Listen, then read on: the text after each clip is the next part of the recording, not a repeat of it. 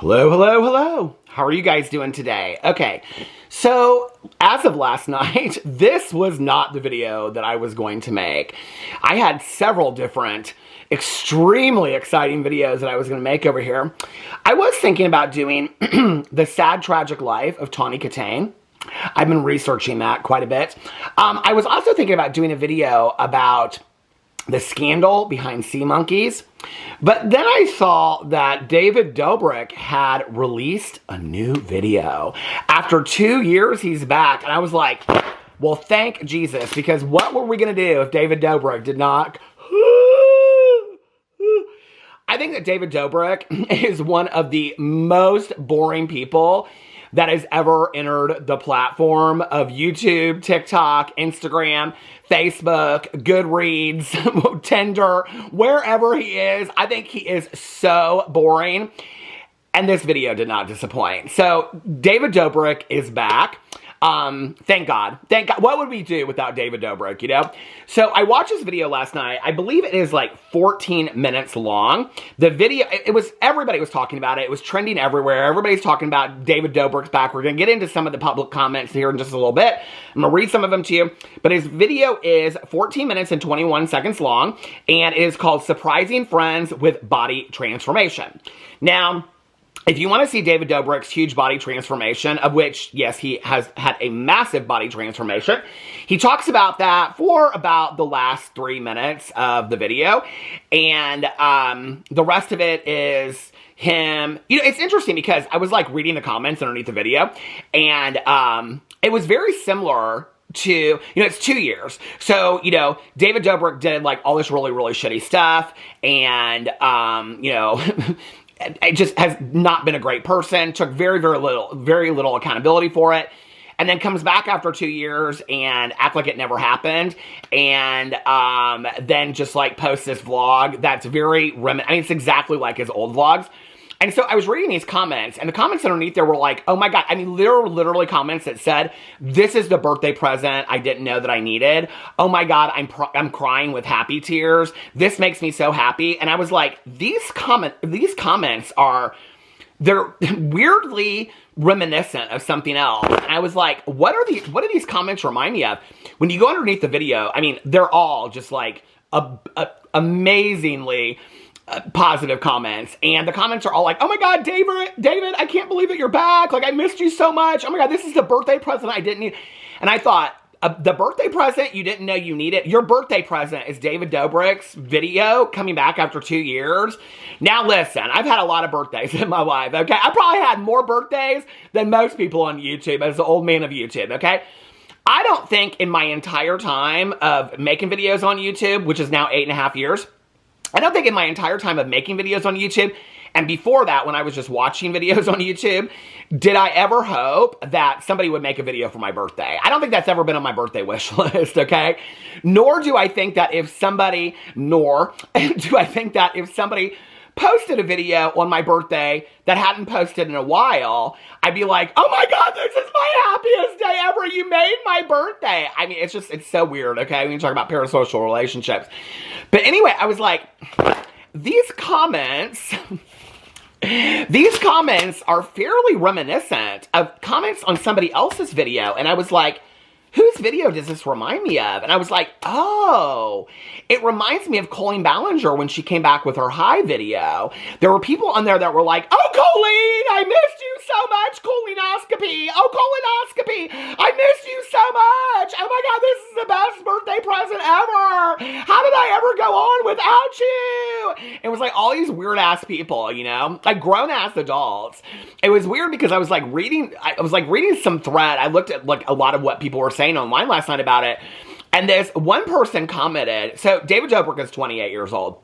Just put this in reference for people, okay? And like his vlogs are still like a lot about partying. The whole vlog was a lot about like him traveling and partying and things like that. But there was this person that put, like, I'm 23 and I forgot how much I missed David's vlogs, and like all I want to do is party with like David and his friends and like go out to bars and do shots. And somebody commented underneath there and they said something like, I'm a 56-year-old woman and all I want to do is hang out with David and his friends and do shots in bars. I was like, Okay, so anyway, apparently David Dobrik has a broad range of audience members out there that just want to do shots with David Dobrik and hang out. I don't know, but that kind of feeds into a lot of his problematic behavior. So anyway, David Dobrik is back and he's got this vlog, and like I said, it's 14 minutes and 21 seconds. This is what I was going to say. When I was watching this vlog, first of all, and I watched it, like I usually watch a lot of videos that I comment on at like 2x speed, and I'll watch it twice and take notes. When I was watching this video, I watched it at 1x speed, and everything happened so quick. I was like, is that Dixie D'Amelio? Who's that? Is that, what's going on? I mean, it was so much was happening so fast, and I was like, is that Jason Nash? Is that pet guy? Like, what's going on? I was like, I mean, it's literally like this fast. And people were in there and they were talking like in the comments, and they were like, you can say whatever you want to say about David Dobrik. Well, there's a lot to say about David Dobrik. David Dobrik is probably one of the most problematic people that's ever been on YouTube, period, right? And, but people were like, you can say whatever you want to say about David Dobrik, but nobody can compete with his vlogs. And I was thinking, that's an interesting comment, because do you know what David Dobrik's vlogs remind me of? Okay, so I live in Indiana, okay? North of us is Michigan. And like in the spring and in the summer, they show these ads for the state of Michigan, like come visit Michigan, right? And it's like somebody going down a water slide, somebody like running on a beach, somebody like in a restaurant, somebody in a bar. It's like somebody shopping in town. And it's like all these different images together, and they're real fast. And at the very end, it says, come and visit Michigan. And that's what it reminds me of. It reminds me of a travel ad. I don't actually think that his vlogs are that fantastic. I think they're boring, and he never says anything really in his vlogs. He just does that like open mouth laugh where he's like, ah!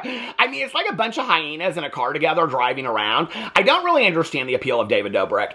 These are the people that I've never understood the appeal of, okay?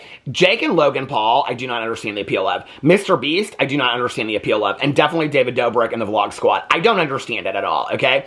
But I think that you have to be kind of like, that group of like, I don't know, David Dobrik to me gives a very much like guy that peaked in high school and still like, you know, he's like 35 at like, you know, he's like 35 years old and he's at like, you know, like hanging out with his friends and he's like, oh my God, do you remember when we were in 10th grade? And everybody's like, we don't talk about those things anymore, okay? The first rule of turning 30 is you don't talk about high school days anymore. So it kind of reminds me a little bit of that, like the guy that peaked in high school, like his best years were in high school. I mean, he's almost 30 years old, okay? Speaking of which, Jason Nash is like, he's a year younger than me, and I'm 52, I'll be 53. I mean, like, he's like, I think his birthday's in May or June, so he'll be 52 this year, okay? I mean, he's twice as old as David Dobrik. But thank God for David Dobrik, because David Dobrik came back, you know, and saved Jason Nash's career. Now Jason Nash doesn't have to be begging for money on the TikTok anymore. And he's got kids to put through school, okay? So he's got to be on the fucking TikTok for 8 hours a day. So thank God for David Dobrik coming back, okay? Because if it wasn't for David Dobrik, what the fuck was Jason Nash gonna do? He got bills to pay out there, y'all. But we'll get into that in just a second. So anyway, I watched this video. I got some notes about here. Well, first thing I noticed was that David Dobrik, so many people were excited that he did a SeatGeek sponsorship in this video, in this vlog, and I was like looking underneath there. His description box literally looked like a 6-year-old typed it out. It's like, and these people were in the vlog, and it's like it's so weird. Go look at his description box. It's like people in the vlog. It's like at Dixie D'Amelio, at Jason Nash, and it's like not even like at, like he doesn't even like put in their like YouTube channel. I mean, you can like, you know, put in somebody's YouTube channel so it pulls up. So when you hit it, it just goes right. I mean, it's like the most basic description box ever. But about halfway down, here I can pull it up for you right here. About halfway down through the description box of the video, he says in there, hold on a second, let me get to it. So it's right now, it is currently #1 trending on YouTube. And at the very top, it says, my code for 10% off your next SeatGeek order, sponsored by SeatGeek, restriction supply, max $20 discount. Then it goes under full fitness transformation here, and then get the app. And then it goes on and on and on. And when you get to the very bottom here, it says, thanks for watching, email, business email. This is underneath all of his socials. And then it says, thank you to the sponsors of this video, SeatGeek, Young LA, Feastables, and Celsius. So he has 4 sponsors that he's getting paid for on this video. Now, he has referred to SeatGeek in the past as basically a character in his videos, okay? So he has 4 sponsors in this video. Only one of them throughout the video does he even announce it's a sponsor, which is SeatGeek. At the very end, he says that they're a sponsor. So I don't know, David, like you've been gone for a while, so I don't know if you're aware of this or not, okay? But since I call everybody else out for it, I'm gonna call you out for it too. Especially since you're number one on trending, so apparently YouTube does not have an issue with the fact that you're violating their terms of service, because you have to hit paid programming, and there's a button that you hit on your videos, okay? Now, I don't know if you upload your own videos, or if you have somebody do that while you're laughing like a hyena in a corner at somebody making, you know, putting their life at risk for you so you can get 10 million views on a video, but there's a box you check, and the box says includes paid placement. When you have 4 sponsorships in a 14-minute video, which means you're being paid out the ass for this video, okay, then you might want to hit the paid programming, because it actually violates terms of service on YouTube, okay? In fact, YouTube has taken other people down off the platform for not doing that. It also violates FTC guidelines, and FTC is coming out really, really hard against influencers right now, okay? And just to keep this in check, they're actually looking for huge influencers that are doing this to make a lesson out of it, okay? I can't think of a better person the FTC might come after than somebody like David Dobrik, who, number one, does not hit paid placement in their video, which you have to do per terms of service on YouTube. Number 2, discloses the sponsorship incorrectly. It has to be within the first 2 minutes of the video. Number 3, does not disclose it on the screen, okay? And number 4, does not make it clear and conspicuous in the description box. You hide it halfway through, okay? You put it at the top, but you don't explain that you were paid compensation for it, and you have to say that it has to be clear and conspicuous. So you didn't do anything in disclosing this appropriately per the FTC guidelines. Now, if I can call out Jaclyn Hill and all these beauty influencers, I sure as hell can call out David Dobrik for it. And David Dobrik, who has made his entire living off of YouTube, should know this, okay? So this is why other people feel like they don't have to do it, because they look at David Dobrik's video, it's trending number 1 on YouTube, and they think if David Dobrik's trending number 1 on YouTube, then YouTube doesn't really give a shit about this, so then why should we do it? Which my question would be, then YouTube, why do you have that? Well, the reason why YouTube has that button is because if the FTC would come after David Dobrik and they would find David Dobrik, they can also find all of those different businesses. So SeatGeek could be charged up to $50,000. Each of those businesses could be charged $50,000, as could David Dobrik, which he doesn't really care because he's got more money than God. But YouTube could also be fined as well, okay? But by YouTube including that button, what they say is, we're not responsible for David Dobrik and his disclosure because we give him the option to disclose it. But what they could be forced into a position of doing, and the FTC is coming really down hard on influencers in 2025, okay? They're talking all about it on TikTok. And I know people that are in the FTC that have told me, we're coming really hard for influencers this year, and we want to make a point of big influencers, okay? So the fact that David Dobrik is so blatantly non-disclosing in this video, there's such an entitlement with David Dobrik anyway that comes along. I'm like, you know, like, he has to be fully aware of this. He is somebody that has worked with sponsorships. Apparently, his SeatGeek sponsorships, they pay for all the Teslas. Because at the end of this, he gives all the people at his pizza place a new Tesla. I mean, everybody in the world gets a Tesla. He's like the new Oprah, right?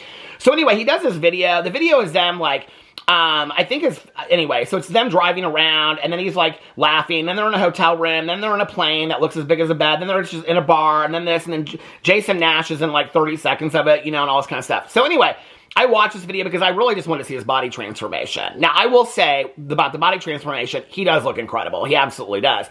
I wish I could take a year off from having to do anything and just work out in a gym with somebody. I could probably look like that too, even at 52 years old. Maybe not. I don't know. But it is impressive. It is really impressive. So anyway, I'm looking at all of this, right? And I'm like, okay, so if I give people like a synopsis for this video, I don't really know how to give a synopsis for this video, except for the fact that it's basically, I mean, it literally looks like one of his 2016, 2017 vlogs of everybody just like in a car laughing. They're always just laughing. Like, I watch his videos. This is why I don't understand it, right? I think, and this is kind of, I think, appeal to like the younger generation that follows him.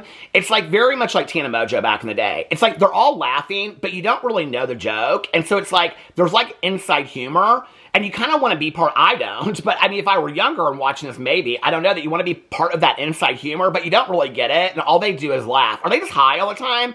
I have no clue, okay? I don't know anything really about the Vlog Squad except for what I've covered over here, and I've watched the years of what Trisha Paytas has said. That's about my extent of knowledge about Vlog Squad, and quite frankly, I don't really give a shit to know anything more about it, okay? I don't think that David Dobrik is that great of a person. I don't think he's that interesting of a person. I mean, I was sitting there watching it, and not Charlie D'Amelio, Dixie D'Amelio and these girls were like, I want to lick his abs. David Dobrik? Seriously? If I saw David Dobrik walking down the street, I would not look twice, okay? I think he is so Borsville. And he's constantly laughing at stuff that isn't even funny. And then to look back on it, and know that he was laughing at stuff that was putting people in danger before, like Jeff Wittick, I'm like, your humor is not funny, okay? Which, by the way, did you all see this clip of Casey Neistat's documentary about the cancellation of David Dobrik? Somebody put out like a minute of the clip last night. It's like the beginning of it.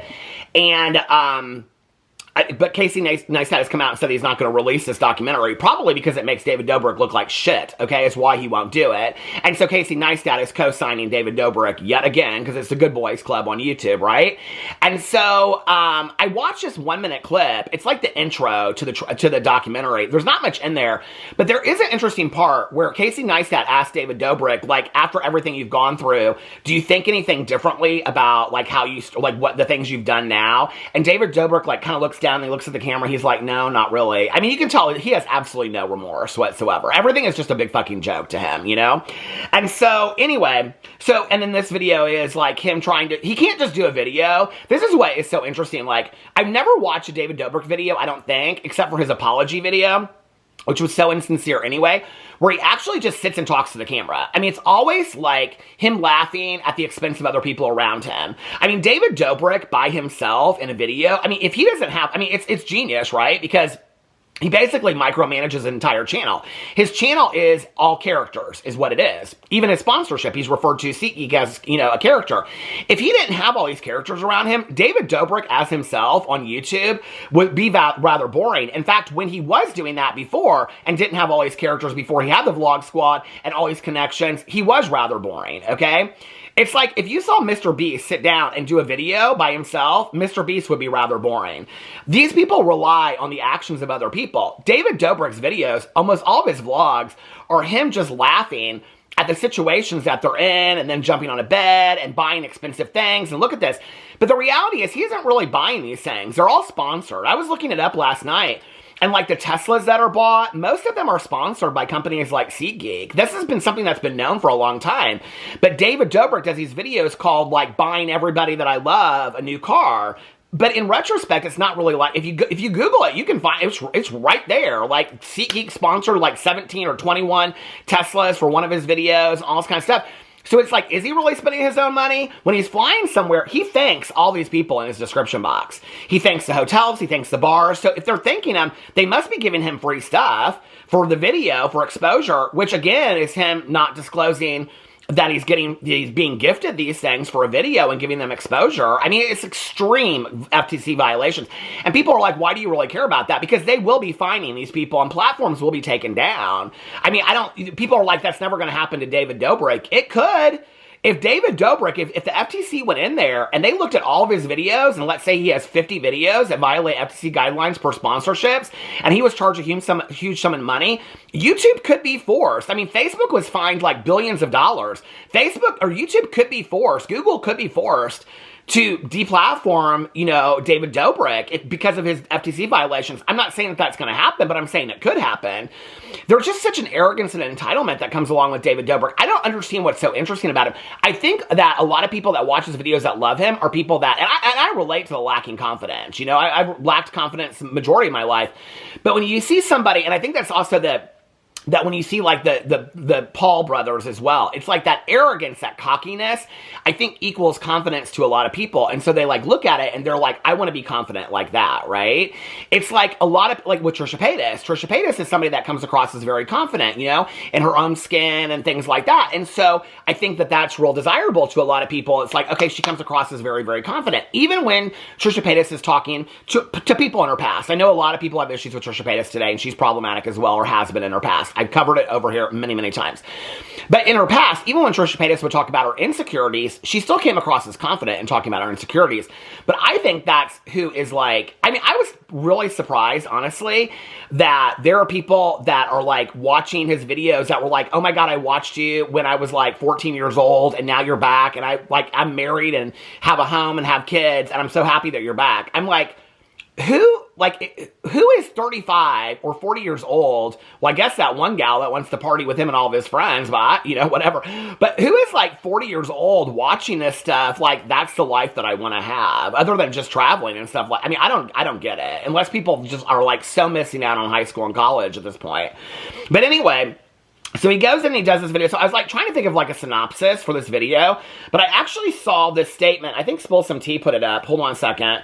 Spill Some Tea put up this statement, or this tweet that they found, and David Dobrik put it up, and he said a tweet, and he put "New Year, New Me, New Vlog," and somebody tweeted it up and said, "I'll sum the video up." Quote, "I ruined my career by almost killing a man, let myself go, and went and hid from the internet, then made a video about traveling the world, partying because I'm rich, and money makes everything better, and then at the end, I get ripped and give people more cars." And that's literally the synopsis for the video. Like, that's exactly what happens in the video. I mean, it is that boring. The video is that boring, right?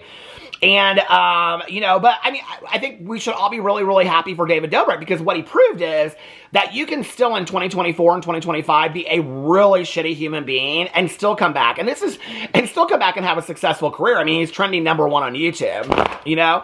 YouTube pushes who they trend, okay, and who they don't trend. So the fact that he's trending at #1, I mean, he's got 3.3 million views, but there are other videos that are trending or have just as many views in 24 hours that are not trending in the top 10, okay? Trust, go look. So they pick and choose who's trending and who's not trending. The fact that YouTube chooses to pick somebody that is trending on YouTube that has such a problematic history, it's interesting to me, right? Because when James Charles had his scandal, Jeffree Star, Shane Dawson, I mean, they were demonetized. They were like, you know, like they couldn't post for 6 months and things like that. I think in retrospect, part of why they didn't post for so long was because they were demonetized. And so it's kind of like a lot of those people don't move if they're not making any money. I think in retrospect, that's why like James Charles did take time off, because he was demonetized for a while. So what's the point in throwing up a video if I'm not going to make any money off of it, right? Especially when every video I'm going to post is going to get me huge criticism and backlash. Why even post a video? But they haven't done that to David Dobrik, okay? For anything that's happened in the past. They haven't demonetized him. They haven't, you know, that we're aware of. So he just comes back, and unless he was demonetized for all that time, but I don't think so. I think, like, I covered a video of his probably like I don't know how long ago, but anyway, I can remember going in, or maybe I didn't, I just looked at some of his videos, and they still had ads on them. So, I mean, this video has that. I think, I'm almost positive this video has ads. Let's just go in and pull up a David Dobrik video and say, hold on a second, what is it saying? Why is it not letting me? Oh, it says this, okay, this video may be inappropriate for some people, okay. Yeah, there's ads on these videos, so, I don't know. So I don't understand, you know, maybe that's part of what it is. But I think that he can prove it. This is my issue when people want to talk about cancellation, okay? Casey Neistat was going to do this documentary about David Dobrik being canceled, okay? That he's supposedly changed his mind, decided not to come out and post, okay? This idea of cancellation is such bullshit to me, first of all, okay? Like, I've talked about this before, but when we want to talk about people like Colleen Ballinger that's supposedly canceled, does she have the career? I mean, Colleen Ballinger is probably, and rightfully so, has been hurt more in her career. I mean, her views suck on her vlog channel. She didn't even post it on her main channel. You know, her Miranda Sings career is over. But she's still posting. She still has some relevancy. She's still living in a mansion in LA, even though she said that she, you know, has have to downsize and stuff like that. Shane Dawson supposedly was canceled, and he has 2 homes, a ranch in California and a working farm in Colorado. Beautiful homes, okay? Posts a podcast a week and maybe a video every 4 months. Not hurting for money, okay? Jeffree Star, who's been canceled time and time again, okay, has multiple stores, home in Wyoming, you know, other investments that he has, travels all over the world. James Charles, he bought his parents a home, bought himself a $10 million home, just had an article written about him. I mean, and said, please uncancel me. He was never canceled. To be canceled, I think people kind of miss this, right? Like, the majority of people that are watching YouTube videos are working at least 2 jobs, sometimes 3, to put food on their table, and they're standing on their feet all day long, okay? Working retail, waiting tables, working fast food. I mean, people have tough shit jobs out there, okay? People are working their asses off, okay, to put money on put, you know, food on the table and pay their rent, things like that, right? Cancellation to me looks like you do not have any YouTube, any influencer, nobody is following your Instagram.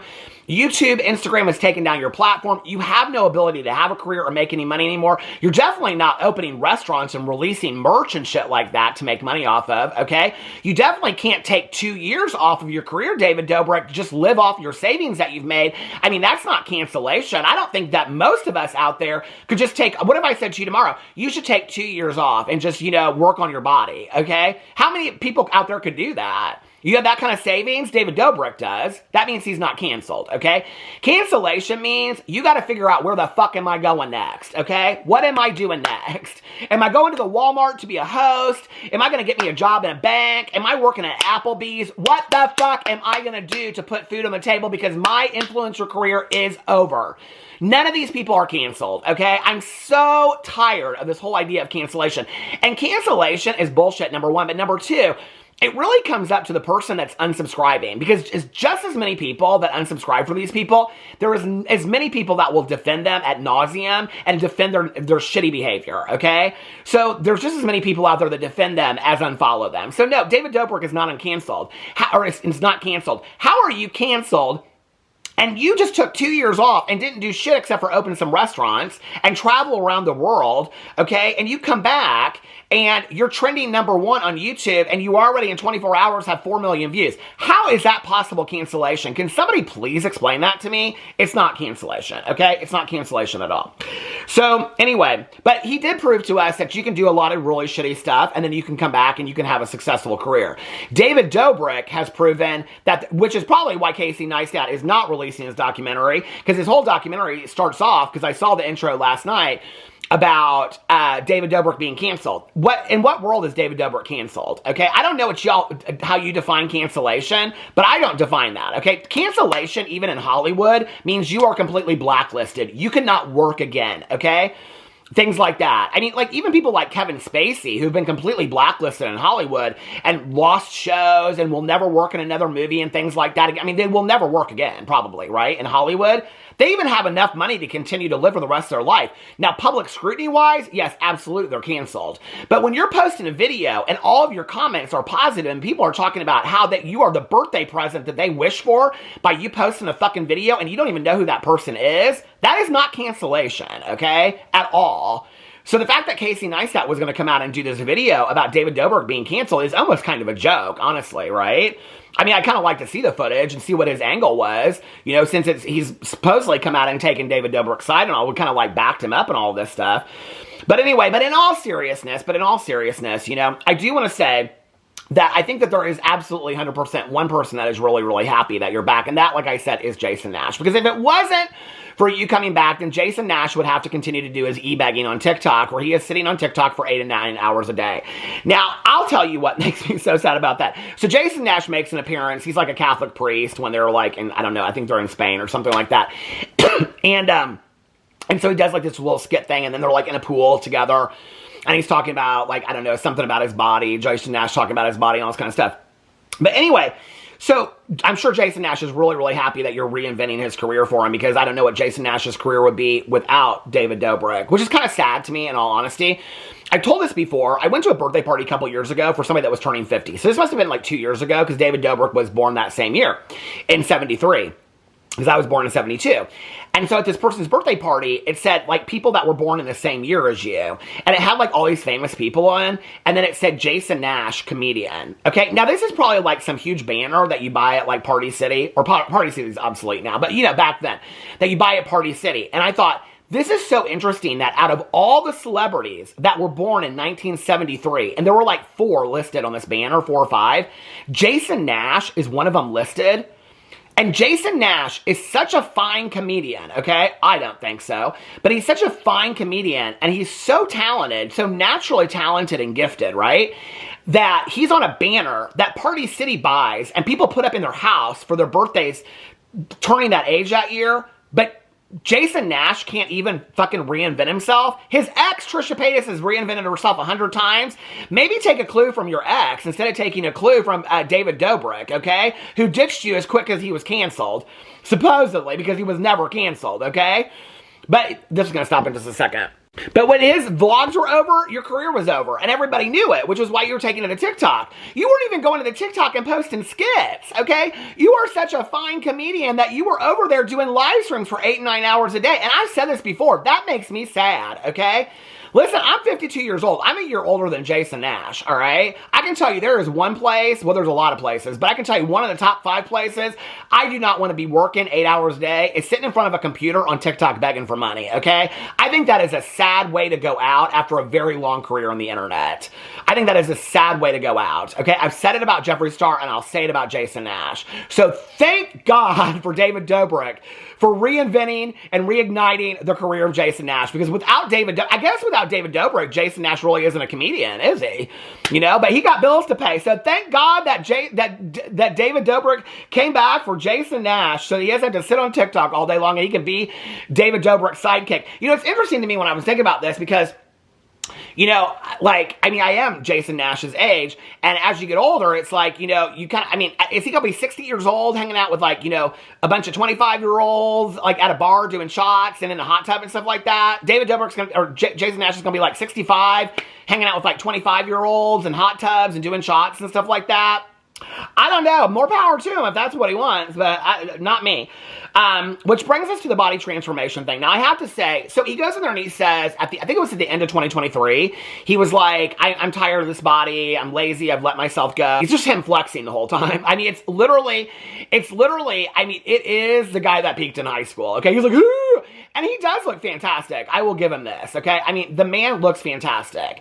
Now, I mean, he missed Nikocado Avocado by about 3 months. I mean, had you put this video out about 3 months ago before Nikocado Avocado's video, maybe people will be a little bit more interested in the body transformation. Not to mention that you were already kind of working. I mean, like, it wasn't like he was like, I mean, he's showing his, like, he refers to himself as being, like, so heavy. I'm like, you're not even old enough yet to have a fucking dad bod, okay? You're not, like, you still have, like, a little bit of, like, after college flub on you. That's what it is, okay? And so you start working out at a gym. I think it's impressive. I think he looks fantastic. Now, I'm not real attracted to that bodybuilder type look, but he's like, ooh, ooh, ooh, and all that kind of stuff. More power to him. I think it's fantastic that he did it. That's what he wants, all this kind of stuff, right? But I think he missed the boat a little bit. I think it probably pissed him off. David Dobrik's probably saddest moment was when Nick Avocado released his video where he was this evil genius and fooled the internet about having lost all his weight. I bet David Dobrik that day was like, fuck, Nick Avocado is smarter than me? I mean, that was probably his saddest day on the internet, you know? But anyway, I mean, it is inspiring because I mean, to see him look that way and to think to yourself, if I had enough money that I could just take 2 years of my... So anyway, he goes into 2024 and he says he's going to take a year and he's going to work out. And it is inspiring, you know, especially as somebody that's been on a weight loss journey for a year. You know, I'm thinking to myself as I'm watching this, if I could, like, just work out every single day of my entire life for, like, 6 hours a day and have, like, cooks and chefs cook my meals, and I had enough money that I didn't actually have to work or do anything, you know, all day long, and I could just hang out like him, like, I mean, damn, like, that's really inspiring, you know? The comments of people underneath there talking about how David Dobrik is inspiring is hilarious to me, okay? David Dobrik got where he got with a lot of good luck, and then he had people invest in him financially, and then he started doing it. It's the same thing with Mr. Beast. It's a corporation, okay? It's a money-making machine. It's not Mr. Beast. It's not David Dobrik. It's 100 people behind them, okay? It's investors. It's people that are putting these videos out there. They come up with the idea, and maybe not even them. Maybe they came out with the first 2 ideas, and then they have 20 people behind them. I really would be interested to know. This would be my challenge for David Dobrik for 2025. Why don't you do a year of videos just by yourself? No vlog squad. Do you think you could do it? I mean, your channel's called David Dobrik, so do you think that you could do videos just as David Dobrik? Would anybody care? I don't know. Would anybody care? Or is it people are so infatuated with the vlog squad? But anyway, so he's back. And thank God he's back. Now, a lot of people online had things to say about it. I was looking on the Twitter, okay, and I, like, Google searched his name. I wanted to see what the top comment... Hold on a second. I wanted to see what the top things that people were saying about it on here. And somebody said, new year, new me, new vlog. And what about a new eye for Jeff? That's one of the top tweets out there. Somebody said liking every David Dobrik hate tweet. So, I mean, it's not in his favor, which is interesting to me that all the comments on his video are so positive. Somebody said, y'all, David Dobrik looks like AI. I am sorry. He kind of does. David Dobrik put new year, new me, new vlog. And somebody retweeted it and put, you're a piece of shit. Go back to Snapchat, scumbag. Trisha Crave put, Trisha Paytas throws shade at David Dobrik's YouTube comeback, and her quote on Twitter was, or it's just called the X, it'll be Twitter forever for me. So Trisha Paytas said about David Dobrik's comeback, David Dobrik returning to YouTube doing the same thing he was doing in 2019. What could possibly go wrong? Well, it doesn't seem like he's really learned a whole lot. I mean, when you watch the vlog, he seems like he's very much the same person, unapologetic, laughs at everybody else's expense, and thinks that he is the answer.